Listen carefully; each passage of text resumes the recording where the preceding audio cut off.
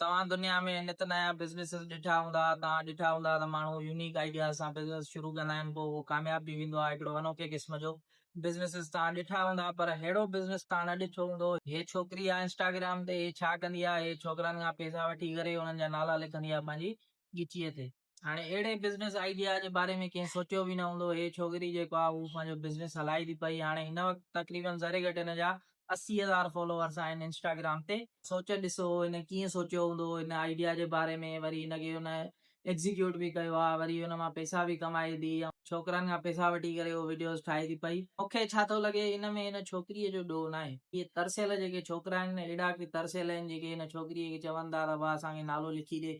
मतिलबु उहो छोकिरीअ खां पंहिंजो नालो लिखाइण लाइ एॾा सिकी पिया आहिनि, एॾा की तरसियल आहिनि। ग़लती उन्हनि जी आहे। उहे जेकॾहिं हिनखे प्रोमोट न कंदा, हिनखे पैसा न ॾियंदा, हिन खां इहो कमु कराइनि ई न त उहो करे बि न।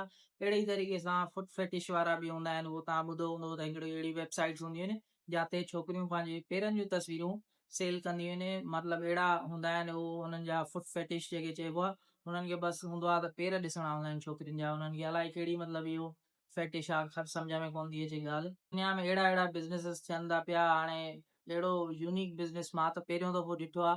अहिड़ो स्नैपचैट ते हिकिड़ो फिल्टर बि अथव, हुन ते बि तव्हां पंहिंजो मतिलबु नालो लिखाए सघो था कंहिं छोकिरीअ खां।